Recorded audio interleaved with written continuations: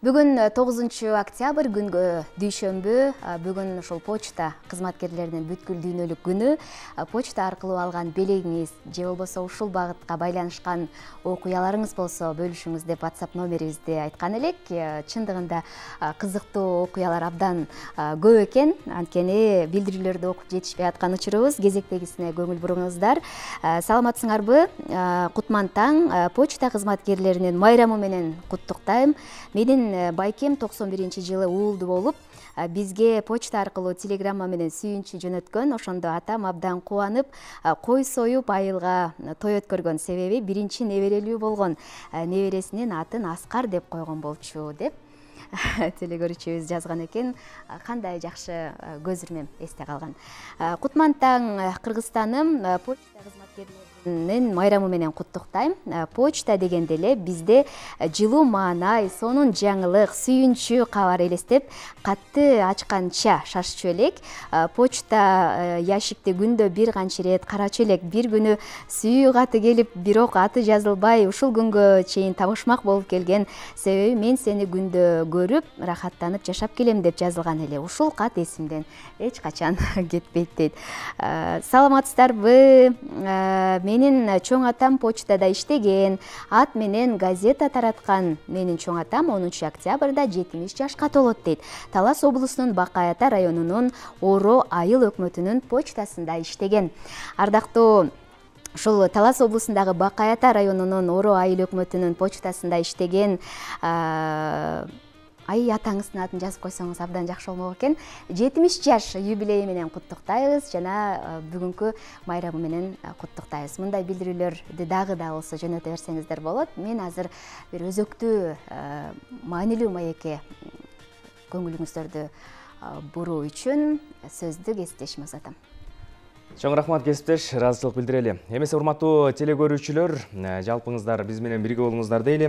Азыр ушул түз эфирде бир жакшы маек, жакшы бир кеп болгону турат. Анткени Кыргыз Республикасынын президентинин жарлыгы менен кыргыз элинин баа жеткис руханий мурасы Манас эпосунун үчилтиги Манас Семетей Сейтек эпосторун ар тараптан изилдөө жана популярдаштыруу боюнча кошумча чаралар жөнүндө жарлык чыккан эле. Мына ушул жарлык жөнүндө кеп кылалы деп атабыз. Ага улай эле бизге эң сонун бир белек, эң сонун бир табылга катары Кыргыз Республикасынын маданиятына эңбек сиңирген ишмер Бактыбек Максутов агайыбыздын ушул үчилтикти кара сөз түрүнө которуп жазган 5 томдук китеби колубузга тие болуп турат. Мына азыр менин колумда ошол 5 томдуктун биринчи томдугу Айкөл Манас баяны. Бул жерде албетте баян башынан башталып, жомок башынан сөз башталып, андан ары карай эпос толугу менен уланат. Эмесе ушул жарлыктын тегеретесинде жана ушул 5 томдук боюнча кененирээк кеп кылалы деп дал ушул китептин автору, дагы бир жолу тааныштырайын, Кыргыз Республикасынын маданиятына эңбек сиңирген ишмер Бактыбек Максутов агайыбызды чакырып алдык. Арбаңызга агай кош келипсиз. Рахмат. Агай, абдан жакшы бир эмгек жазадыңыз. Бул үчүн биз сизге рахмат айтабыз. Буга чейин мына Теңир Манасты окуп келген болсок, эми Кудай буйрса, колубузда толугу менен ушул 5 томдук бар деп сүйүнүп, кубанып биз дагы окуйбуз. Алгач ушул жарлыктын негизинде болуп аткан иштер тууралуу кеп кылалы, агай. Мына жарлыкта башында эле айтып атат, ар тараптан изилдөө үчилтикти жана популярдаштыруу депчи. Анан азыркы заман кандайдыр бир деңгээлде башкача ыкманы, башкача жолду талап кылып турат эмеспи? Ушул улуттук баалуулукту, улуттук маданиятты, тарыхты, кыргыздын өткөн жашоосун камтып турган улуу Манас эпосун ушул заманбап турмушта кантип популярдаштырабыз жана аны кантип изилдейбиз? Эми сөздү башынан баштайлы. Бу Манас эпосу биздин кыргыз элинин баа жеткис мурасы, байлыгы деп айтсак болот. Манас эпосу 1000 жылдан бери огуз эки айтылып, манаслар тарабынан окумдан тукумга өтүп, мына бүгүнкү күнгө жетип отурат. Биз бала кезекте да ошо кичирээк кезде ошо Манастын чоң багыреке варианттарын, көптөгөн варианттардын негизинде чыккан эле. Биз ошолорду окуп, өзүбүз эле окуп эле тим болбой ата-энелерибизге, чоң ата чоңелерибизге окуп берип өскөнбүз да. Мына ошондо калып калса керек. Анан кийин чирээк ушу жана өзүңүз айткандай Манаста жайылтуунун түркүн жолдору бар да. Анан биздин убакта багыреки ыр түрүндөгүсүн да окуп атышат. Анан кийин ошол эле мезгилде бул кара сөз түрүндө бир жазсак, ошо бир элге жайылсак, акырындык менен ошо башка элдерге, дүйнөнүн элдерине таанытсак деген максат кылып, анан ошо проза вариантын жазган элем да. Анан эми азыр бүгүнкү күндө ар кандай жолдор менен өтөт. Видео книга, видео китеп болуп чыгып атат, аудио китеп болуп чыгып атат. Драма театрларда драмалар коюлуп атат. Айрым адамдар уже кино, фильм тартып атат. Кыскасы, Манасты элге, калай калкыбызга, анан өзүбүздөн тышкарыда дүйнөнүн калкына таратуунун көп аракеттерин жүргүзүп келишет да. Ошол аракеттердин бири ошо Богуреке Манастын 5 томдугу жакында чыкты. Буга чейин да чыккан. Бул китептерди Кыргызстандын бардык айылдарындагы китепканаларга, мектептердин китепканаларына жеткирүүнүн аракетинде жүрүп атам бүгүнкү күндө. Ошо айылдарга чейин, райондорго чейин жеткирип берип атабыз. Жетип калса деген тилек. Жакшы. Агай, анан ушул мыйзамдын 2-чи беренесинде айтылат экен, Манас эпосунун үчүлтүгүнүн укуктук статусун бекемдөө деген функция бар экен. Укуктук статус дегенде эпосту биз эмнени түшүнүшүбүз керек жана бекемдөөдө кандай кадамдар болуш керек? Бул эми жогоруда айтып келбедик. Бул өзү биздин баа жеткиз байлыгыбыз деп. Анан муну нечен кылымдардан бери чоң залкар биз билген, билбеген манасчылар айтып, ооздон оозго айтып, биринен бирине айтып, анан кийин ошо биринен бири үйрөнүп, анан ушул убакка чейин келип атпайбы? Көрдүңүзбү? Бул өзү Манас эпосу бул бир эле кишинин чыгармасы эмес.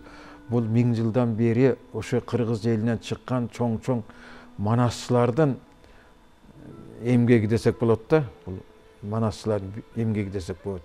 Анан кийин бул жалпы кыргыз элине таандык болгондуктан мунун укуктук эмеси бул кыргыз элинде чыккан жанагы элеке чоң Акылбек, Тыныбек, Келдибек, анан кийинки Сагынбай, Саякбай, андан кийинки манасчылар бүгүнкү күндө да жакшы жаш манасчылар чыгат. Мына ушулардын жалпы эмгеги деп эсептейм да. Агай, анан бул 5 томдук жөнүндө дагы кеп кылалы сөз түрдө. Кайсыл манасчынын же канча манасчынын вариантынан алып анан ушул 5 томдук жарыкка чыкты? Бул Богуреке Айкөлү Манас баяны 1-2 китеби негизинен Сагынбайдын, анан Саякбайдын вариантын, анан да башка варианттардын негизинен бага окуп чыгып, ошонун эң жакшысын, мындай окумдуусун, анан баягы элге түшүнүктүү кылыш үчүн ошол 2 манасчынын варианттарын пайдаландым да. Ал эми Семетей болсо, Сейтек болсо, ал Саякбайдын вариантынын негизинде жазылды. Жалгыз эле Саякбай. Ооба, жалгыз эле Саякбай. Анткени Сагынбайдан Семетей жазылбай калган экен. Анан Сагынбай өзү айтчу экен, мен Семетейчимин деп. Бул сөзүн айтканына караганда Сагынбай Семетейди аябай жакшы билсе керек. Анан эгерде ал кишиден жасылып калганда мындан да чоң эмгек пайда болмок болсо керек деп атат. Ойлойм да. Жакшы. Агай, китептин башы ушул Алоки хандын кыргыздарды чабышы жөнүндө башталат экен, эми кадимки эле салтуу манастын башталып жүргөнү сыяктуу эле. Анан ичинде сиздин өзүңүздүн чыгармачылыгыңыз менен кайсыл бир окуяга артыкчылык берилип, же болбосо буга чейин мындай окурмандарга анчалык алынып кетпеген окуяларды мындай таасындап жазган учурлар болдубу?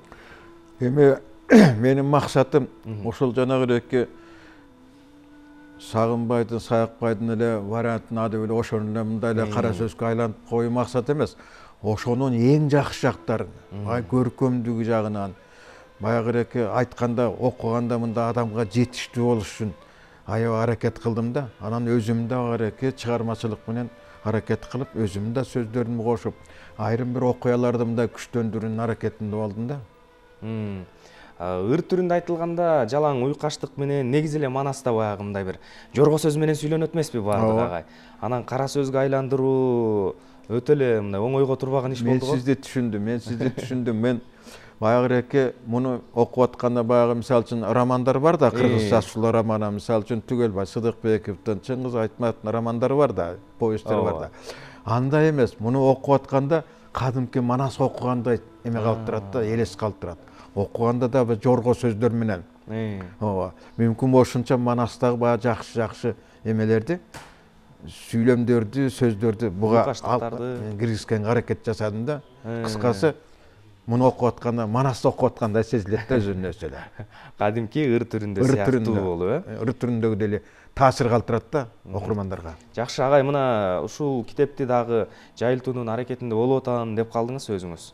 Азыр Кыргызстандын кайсыл жерлерине жетти жана негизи эле канча нуска менен чыкты эле, аны кантип алышат? Бул китепти баштаганыма өзү негизи 30 жыл болду.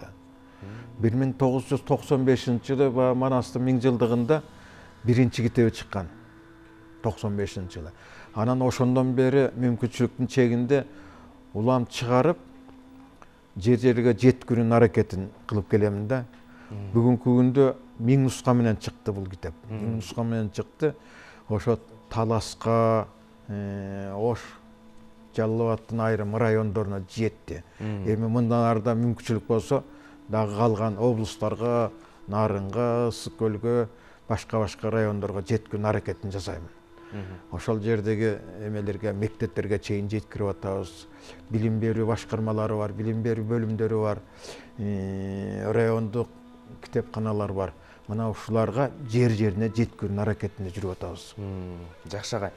Мына президенттин жарлыгын окуп атабыз. Буга чейин да ушул улуттук нарк жөнүндө дагы жарлыгын байма-бай айтып келебиз президенттин агай. Анан коомду бир карасаң, ушул Манаска жаш муун биз чукурактуу же бизден кийинки муундун бир көңүл буруп атканын көрөсүң. Анткени мына Манастануу теледолбоору бар улуттук биринчи каналда, ошол аркылуу. Бир карасаң, Манастан таптакыр эле алыс коом болуп калган сыяктуу көрүнөт да. Сиздин жеке баамыңызда азыр ушул Манасты кабыл алууда, жайылтууда, аны бири-бирине жеткирүүдө коомдо кандай иш жүрүп атат деп ойлойсуз? Мен жана сөзүмдүн башында айтпадымбы, Манас 1000 жыл мурун чыккан. Ооба. Ошо 1000 жылдан бери бүгүнкүгө чейин айтылып келет. Башкача айтканда, кыргыз болуп турса, бул Манас дагы 1000 жылга чейин жашайт. Жанагыреки кийинки муундардын Манаска тартылып аткан себеби ошо да. Анан андан сырткары муну Манас эпосун элге, жаштарга өзгөчө, анан кийин башка калктарга жеткирүүнүн жана аракеттерин жасап атабыз деп атпайбызбы? Драмалары коюлуп атат. Жали Садыковдун бир нече драмасы коюлган, биз көрүп калдык. Келечекте дагы ошондой драмалар коюлушу мүмкүн. Кинолор тартыла баштады. Мүмкүн келечекте мындан да сонун кинолор тартылышы мүмкүн Манас эпосуна байланыштуу. Анан жанагыреки аудио китептер чыгып атат. Андан сырткары да бир кийинки муундар башкача жол менен, түркүн жол менен элге жеткирүүнүн аракеттерин жүргүзүп келишет да.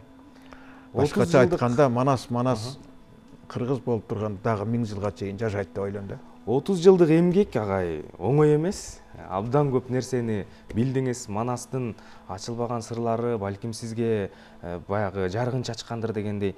Анан бул эпостун 3 илтигин окуп атып, жаңы замандын балдары эмне алыш керек бунда өздөрүнө? Бул эми Манас эпосу бул кыргыздын энциклопедиясы деп айтсак болот да.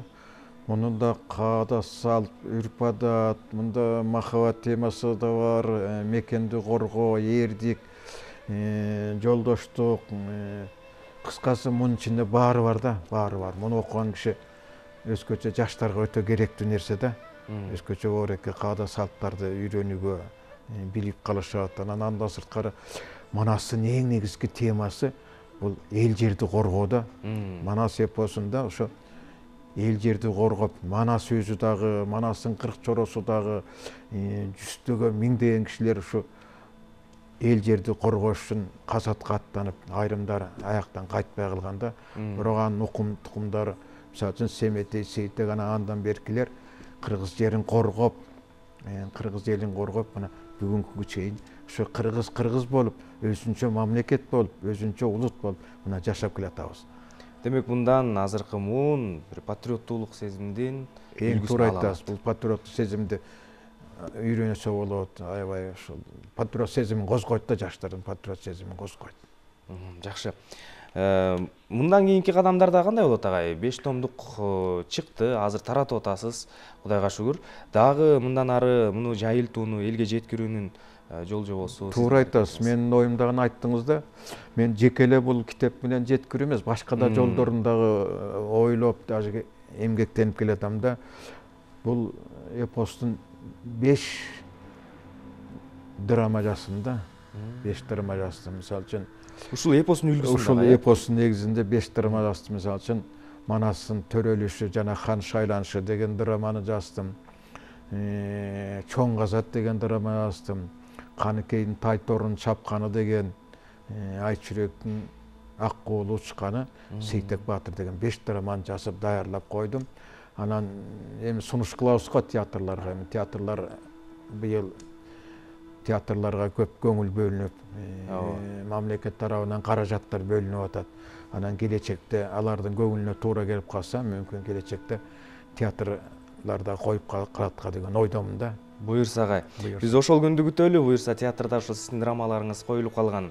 Анан мындан башка дагы кайсы окуяларды алдыда ушул драмага айлантып бир жазып койсом деген ой турабы, же ушул азырынча бешөө менен токтоп турайын деп атасыз? Менин ичимдегини да билип калдыңыз. Алмамбет жөнүндө өсүнчөдө да драма жазса болот. Көрдүңүзбү? Алмамбет жөнүндө өсүнчө жатынакай драма жазса болот. Керек болсо кино жазса болот. Бул Кытай мамлекети менен дагы мүмкүн ошону биригишип туруп кино чыгарып койсо да болот. Мисалы үчүн моменттен пайдаланып айта кетүү нерсе, Кытай мамлекети бул Манас эпосуна аябай катуу көңүл бөлүп атат да. Аябай катуу бөлүнүп атат. Баягыраке улуу элдин улуулугун дейт, кичинекей нерсесин улуу кылып көрсөтөт дейт. Көрдүңүз, кичинекей. Кичине элден шору дейт, улуу нерсесин өз деңгээлине көрсөтө албаган дейт. Мисалы үчүн Кытайда бир 200 миң калк бар да, Кыргыздын 200. Мына ошонун кичинекей калктын момундай эпосун дүйнөгө таанытып атат. Операсын коюп 2018-жылы бизенге алып келип коюшту, көрдүңүзбү? ЮНЕСКО катталды. Мына улуу элдин жасап атканы ушундай.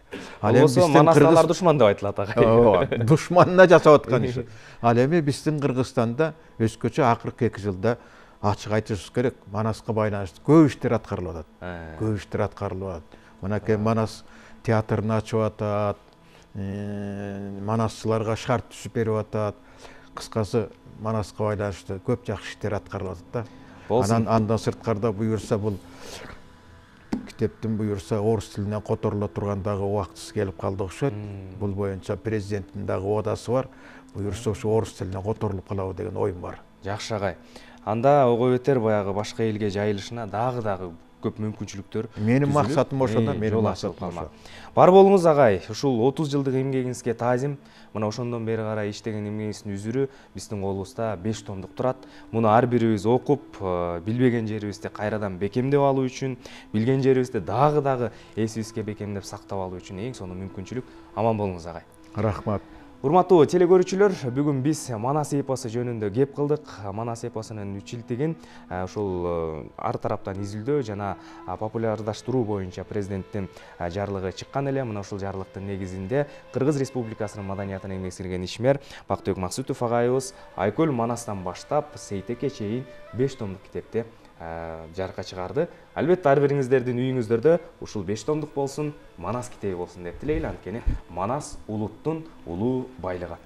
Урматтуу телекөрүүчүлөр, биз ушуну менен маегибизди жыйынтыктайлы да. Мен кеттин кезегин кесиптешим Керемет Козотайым.